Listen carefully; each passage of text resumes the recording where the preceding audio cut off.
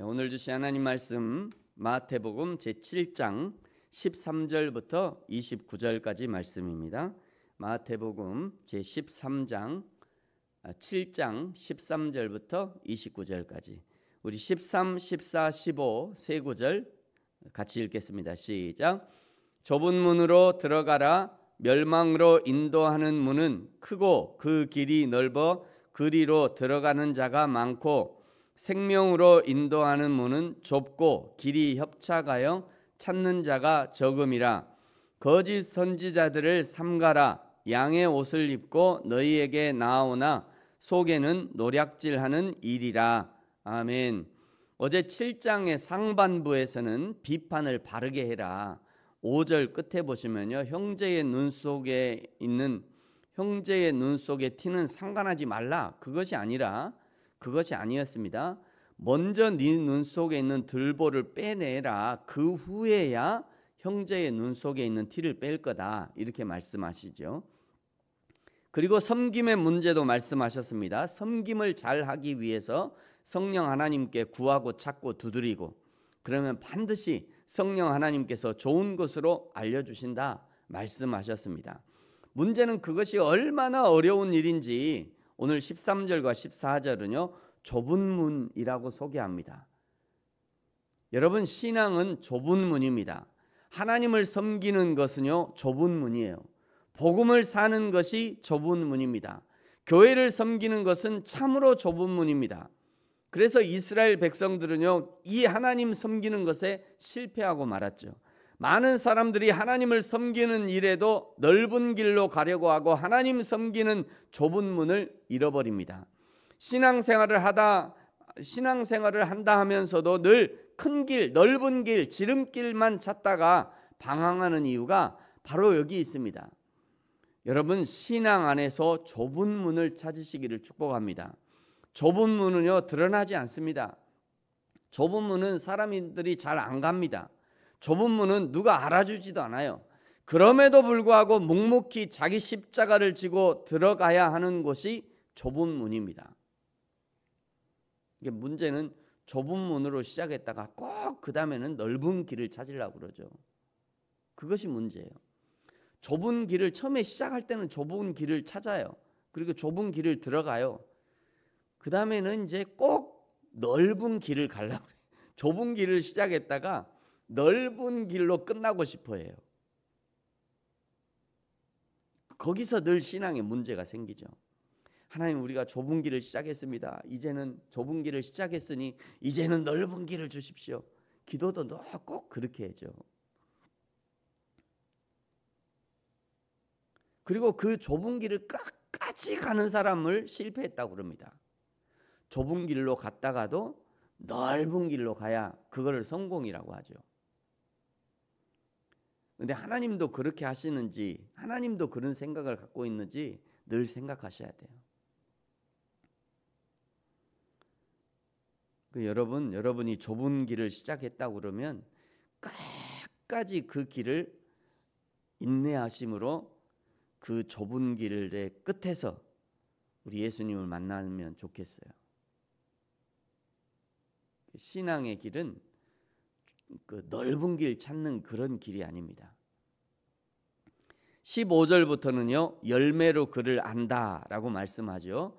분별 없이 비판만 하고 꼬매지도 않고 자기 욕심을 위해서 구하고 찾고 두드리고 좁은 문이 아니라 넓은 길로 가기만을 좋아하는 사람, 그런 사람들은 15절에요 거짓 선지자들에게 속기 쉽고 양의 옷을 입은 이리에게 노략을 당하고 결국 좋은 열매를 맺지 못한다 말씀합니다. 요즘 얼마나 크고 맛있는 과실들이 많습니까? 딸기가 한겨울에도 나오고요. 배는 어린이 머리통만 하고요. 계절을 가리지 않고 과일들이 나옵니다만 엄밀히 말하면 다 약으로 크는 것들이죠. 영양제라고 하지만 엄밀히 따지면 성장 호르몬입니다. 성장 호르몬 약을 먹고 때를 가리지 않고 나오는 것들이 많죠. 그러니 정상적인 과일, 약도 안 치고 비바람, 병충해를 다 이기고 나오는 과일들은 작고 볼품이 없지만 그러나 그런 것들이 사람을 건강하게 하는 과일들인 거죠. 크기도 크고 색깔도 곱지만 그러나 약으로 크는 과일들이 정상이 아니듯 겉으로는 거룩한 모습을 하고 여러 가지 기능들이 좋아서 교회에서 쓰임을 받는다 해도 그러나 그 내면이 하나님의 성령으로 충만해 있지 않으면 결론적으로 25절에 비가 내리고 창수가 나고 바람이 불면 그 집이 무너질 수밖에 없는 거죠. 이렇게 겉은 좋은데 속은 빈 사람, 비바람에 무너지고 넘어질 수밖에 없는 사람, 그런 사람들이 어떤 사람들이냐? 26절에 하나님의 말씀을 듣고 행하지 아니하는 사람은 비바람이 불고 창수가 나면 넘어질 수밖에 없다라고 말씀합니다. 사랑하는 성도 여러분, 하나님의 말씀을 들었다면 들은 그 한 가지 말씀을 실행할 수 있기를 축복합니다. 새벽에 하나님이 말씀하시고 감동하시면 그대로 실행하십시오. 그래야 신앙이 성장하고 하나님을 기쁘시게 하는 신앙으로 성장할 수 있습니다. 21절에요. 주여 주여 하는 자마다 다 천국에 들어가는 것이 아니라 다만 하늘에 계신 내 아버지의 뜻대로 행하는 자라야 천국에 들어갈 것이다 말씀하죠. 22절에 주의 이름으로 하나님의 이름으로 선지자 노릇도 하고 귀신도 쫓아내고 많은 권능도 행하는 사람들이 있습니다. 많습니다. 그런 사람들 지금도 여전히 많아요. 그러나 그들에게 대한 예수님의 평가는 23절에 내가 너희를 도무지 알지 못한다. 왜 이런 일이 벌어졌을까? 24절과 26절에 반복적으로 말씀하죠. 24절에 나의 이 말을 듣고 행하는 자는, 26절 나의 이 말을 듣고 행하지 아니하는 자는, 이 두 가지인 거예요. 이 두 가지로 딱 갈려지는 겁니다.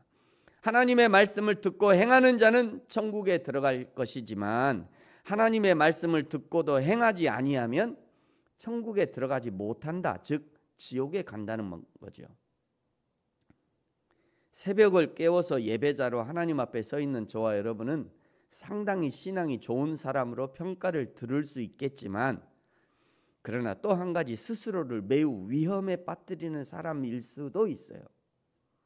왜냐하면 새벽부터 하나님의 말씀을 듣기만 하고 실천하지 않으면 스스로를 지옥으로 밀어넣는 일이 될 수도 있기 때문입니다.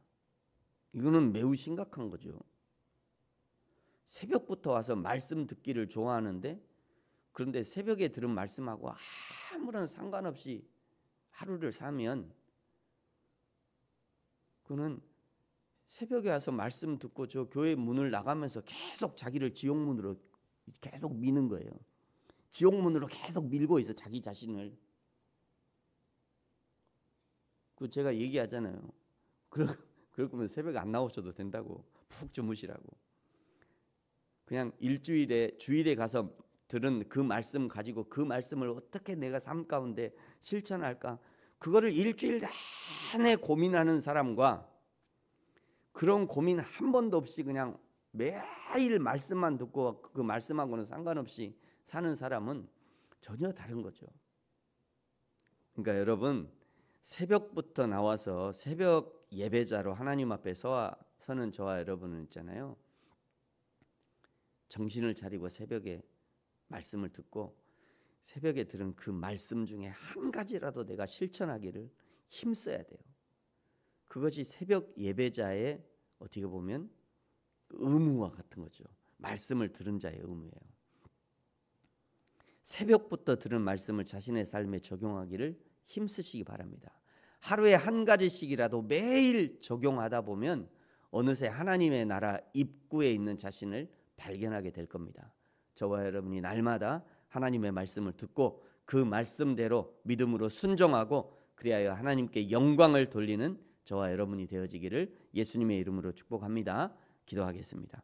하나님 아버지 감사합니다. 이 이른 새벽 이른 아침부터 우리의 잠을 깨우시고 TV 앞으로도 아니고 다른 책 앞으로도 아니고 하나님 앞으로 갈 마음과 힘을 주셔서 감사합니다.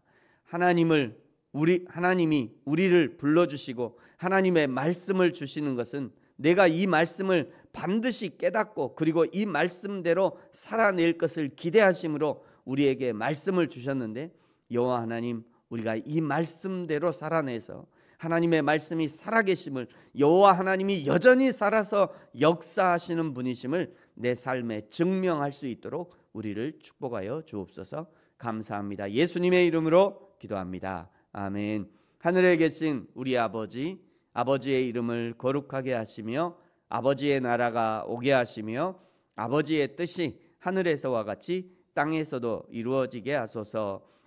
오늘 우리에게 일용할 양식을 주시고 우리가 우리에게 잘못한 사람을 용서하여 준 것 같이 우리 죄를 용서하여 주시고 우리를 시험에 빠지지 않게 하시고 악에서 구하소서. 나라와 권능과 영광이 영원히 아버지의 것입니다. 아멘.